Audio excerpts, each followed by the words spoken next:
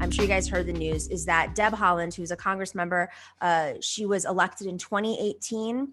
She is not only a native rights activist and indigenous activist, but she herself has personally endured a lot of the injustices. And I know just from conversations with a lot of the folks that organized her campaign in 2018, just how financially difficult it was even for her to run for Congress. And she was just appointed to Interior to run Interior Department under the Biden administration. Now, this is a bright light. I'm not going to lie. I mean, there are a lot of problems with Biden's cabinet picks at this point, but this is a bright light, especially given the history of colonialism in this country and how the Department of Interior was specifically tasked with the worst. I mean, and I'm saying I want to leave the rest of this for Tara to explain personally from her experience, but they were responsible for some of the worst actions against the indigenous population of the Americas. And, you can go back really from the days of Columbus, pre-Interior Department, but if you haven't read enough about Teddy Roosevelt, I call him the bro of the early 1900s. He was an early bro, somebody who obviously grew up very wealthy and was highly educated, went to Ivy League schools, and then just thought, it would be really cool to go and go westward bound and manifest destiny with his own weapons and just kill off Indians, because that's what he thought was cool. And of course, he later rose to being the president, despite his ridiculous behavior, even at the time was considered ridiculous behavior. And somehow, it's almost like bros succeed no matter what, failing up. All right, let's play this quick clip of Deb Haaland, her appointment. Also been reporting on Congresswoman Deb Haaland, who is going to be named as Biden's Interior Secretary. And getting to this point, very interesting, because, of course, Nancy Pelosi has an incredibly narrow majority in the House, and there was a push not to take any House members, not just Deb Haaland. But in the end, this is the pick that the Biden team went with. They're willing to take that risk. Why? Yeah, that's exactly right. I mean, look, for several weeks, progressive activists and tribal leaders and allies and organizers have been privately and publicly pushing for Congresswoman Deb Haaland to be selected as Biden's Interior Secretary. They've been taking that argument in private meetings directly to Biden's transition team. I've talked to folks who have been involved in those conversations. But the thing that it sounds like it came down to, Casey, is those folks were having conversations with Pelosi's team in the kind of final 24 hours before this announcement was made, really trying to reassure her. They told me that they could do this in a way that wouldn't totally mess up her narrow majority in the House, that wouldn't threaten her speakership, because they said that Congresswoman Deb Haaland would stay in her seat until she's actually confirmed. So that would give her a number of months, of course, in the new Congress. And the second thing they said is that she's going to be around in her seat for longer than even Congressman Cedric Richmond or Marcia Fudge will be until their seats are filled. And of course, they told her that Congresswoman Deb Haaland is from a pretty Democratic district, so there's nothing they say to worry about there. Yeah. They really had a lot of these conversations. And the final thing that these folks who talked with Pelosi's team said is they were really making the argument that Speaker Pelosi could be one of the key decision makers in really helping make history happen with this announcement. And they said that they thought that she was really receptive to that argument. Welcome to the show, Tara Houska, who has joined us before in the past. Tara Houska is a tribal leader and attorney. She's an advocate for Indigenous rights and justice. She's a former advisor on Native Americans for the Bernie Sanders campaign. We were, I believe, on the platform. Was the platform committee together? I can't even remember now. It's been so long. And she's the co-founder of Not Your Mascots. She's written for the New York Times, The Guardian, among so many other places. Thank you so much, Tara, for joining us today. You look very warm.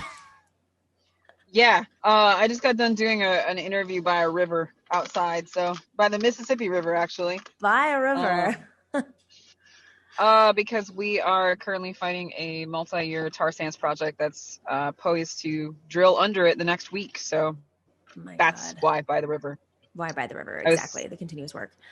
So, I mean, we don't have a ton of time, and I really thought it was so important to have you on the show because I've admired your work for so long, as you know. What, from your perspective, what does this mean, having Deb Haaland nominated as a cabinet pick? I mean, on a personal level, to me, what I see is the first Native American cabinet member in the existence of the United States since this country has been founded.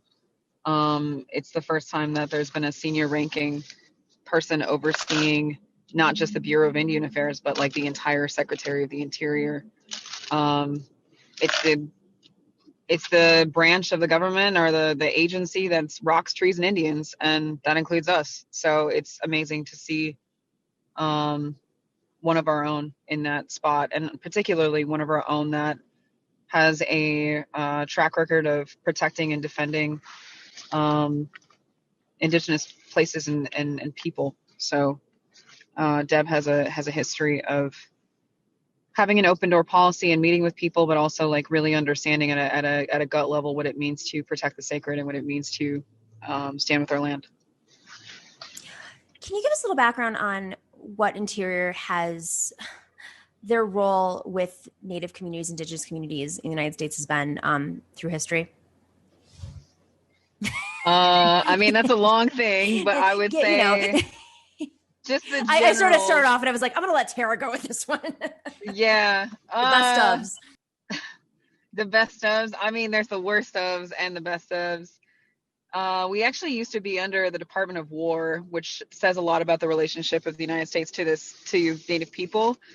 And then we were transferred over to the Department of the Interior. Interior has like a long history of basically like paternalism and oversight when it comes to the governance and self-governance of Indigenous peoples.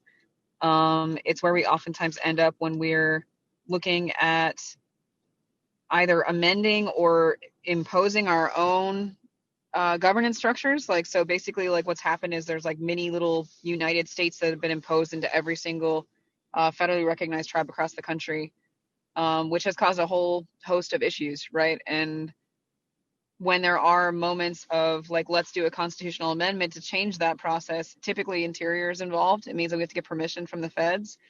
They're also the folks who are overseeing like the actual management of our federal trust land, whether that's like Bureau of Land Management or Bureau of Indian Affairs, and like all these different like relationships within. And it has not always been, I would say, even remotely a positive relationship. It's changed. I mean, I think Secretary Jewell really did kind of like a big step forward when it came to trying to open up lines of communication with Indigenous people that hadn't really been particularly friendly before that. So, and then there was a huge backstep in my assessment with the Trump administration. Yes. And now with Deb, I mean, that's like, I don't know. It's a win for, I saw that there was a little ticker that said progressives. I mean, it's a win for progressives. It's also just a win for Indigenous peoples. And to have somebody who so intimately understands how these things work. At the end of the Obama administration, there was, I mean, obviously there was the Keystone XL fight, and then there was the fight at Standing Rock. And so much of what we're seeing with the Biden administration is sort of a reset, not even a reset. It's a picking up point from the Obama administration. Whether or not we're actually, I don't believe that we're anywhere at that point anymore. It's much, much, much worse. But this move in particular, I found illuminating. Do you think that by having Deb Haaland at Interior will be able to prevent future Standing Rocks or even protect the Lakota tribe's land right now, which is still, being tainted, the water's being tainted? I mean, given their, on one hand, I mean, oil, like you right now you're protesting, right? So, or you're calling attention to what's happening on the Mississippi River. Oil is so invested in this administration. How can you feasibly have an agenda that protects and represents Indigenous people in this country, Native people in this country, and simultaneously be taking and putting people into the administration who have been some of the biggest advocates and for oil and gas and recipients of their money? How can you have those two things at the same time? There's a couple of things there. One, I would say that not all Native people are 100% against oil and gas. Like, that's just simply not true. Native nations are diverse and have different perspectives on these issues. And I would also add, like, the Mississippi River, I'm in my people's territory. This is our pipeline fight that we're fighting to protect our own land. So this is like not, like, I think there's a tendency within mainstream society and movement to think that it's just the Keystone XL pipeline, it's just the Dakota Access Pipeline, it's just these Lakota people that are experiencing that. That is absolutely not the case. Right. I'm Ojibwe and fighting for Ojibwe territory. There are Wet'suwet'en people that are fighting for Wet'suwet'en territory. There are all kinds of people that are over in the Pacific Northwest fighting against LNG terminals. This is not something that is uncommon. Right. That said, I mean, I think, one, I was pleasantly surprised to see the Biden administration put somebody like Deb Haaland into office. I think that, you know, it's a quite progressive choice from what I've seen out of the Biden administration as a campaign.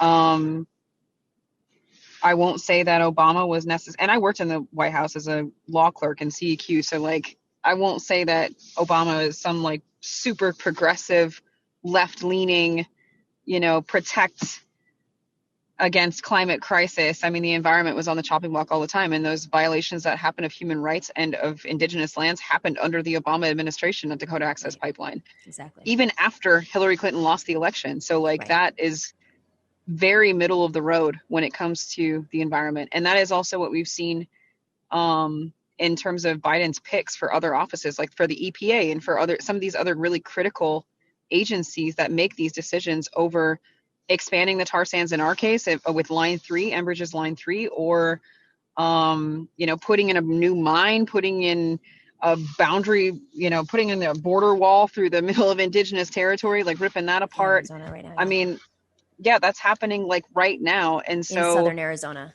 if folks aren't aware of that. Yeah. I think there's just like I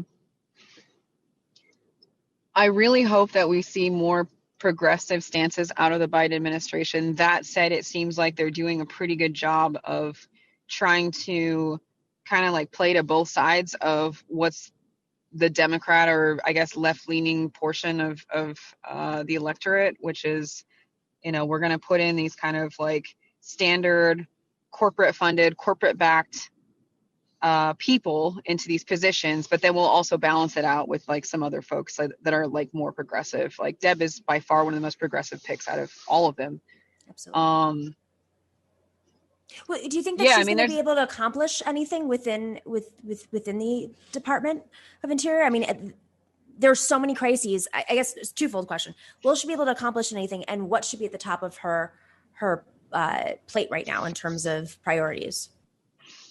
Yeah, I mean, I think, you know, and I kind of touched on that just a little bit. I think there's massive oversight that specifically the Department of the Interior has when it comes to Indian affairs. And so like, I'm very hopeful that there is a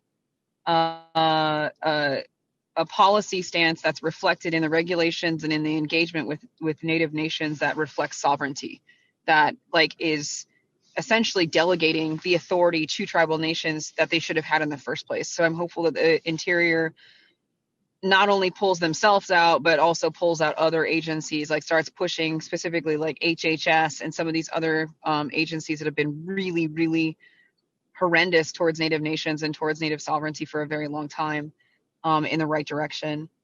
I hope that consultation becomes free, prior, and informed consent, that's the standard that's put forward. And maybe we start seeing that in some of these like, executive orders and general overall agency stances that need to happen. I think when it comes to specifically like infrastructure projects like the one I'm fighting, there are things that Interior can definitely do. You know, like we're all like, I mean, there's a huge scramble, right, to like figure out how exactly do we stop Dakota Access Pipeline expansion? How do we stop Keystone XL? How do we stop Line 3? How do we do these things? You know, there's an intersection of 404 water crossing permits in the Clean Water Act. There's, you know, the Army Corps EIS review process. There is Interior's, you know, tacit maybe involvement through like either Bureau of Land Management or some of the BIA leases that have to be either consulted, or like there's like certain requirements when it comes to like traditional properties, cultural resources that are triggered by NEPA. I mean, there's intersections between all these agencies, and I think that, and I hope that Representative Haaland will do everything she can to flex her agency to reflect more adequately the rights of the rights holders. I mean, in this project I'm fighting, I mean, you got multiple Native nations who have said no. clearly and absolutely and are suing the state, suing the company, suing, you know what I mean? Like that's what's happening. Same thing with Dakota Access Pipeline, same thing with Keystone XL. So like it would be really amazing to see a strong ally in that role. Tara, thank you so much. This was, I know we were sort of catching you at an important moment, but it was very important to have your voice in this conversation at this historic time. So thank you for joining us. Tara Houska, is there anything that you would like that folks can do to help you right now? Oh, yeah, sure. The interview I came from, the reason why I'm late is because I was actually interviewing a tree sitter who was just removed from their tree, blocking the drill pad construction at the Mississippi River. If folks want to learn more about that fight, please visit stopline3.org. Please get involved and please make this an issue for the Biden administration. I mean, I'm still meeting with lots of the transitional teams into the other agencies, but we need this to become a national issue. This is one of 3 tar sands lines. It could literally end the tar sands as we know it. I mean, they have everything riding on this. You know, it's the end of an industry that needs to go. Absolutely. It's the dirtiest fossil fuel in the world. Thanks for watching and listening to The Nomiki Show. But remember to click like and subscribe on YouTube, and please share on social media. If you're not already a patron, please join us for as low as $5 a month on patreon.com/The Nomiki Show for early and special content. That investment makes a huge difference. We are not corporate media raking in the dough. It's really you guys that are keeping us going. So please consider being a patron. And to our current patrons, thank you so much. We are incredibly grateful to you. We also now have swag. So check us out on thenomikishow.com to get your mugs, your totes, and your stickers.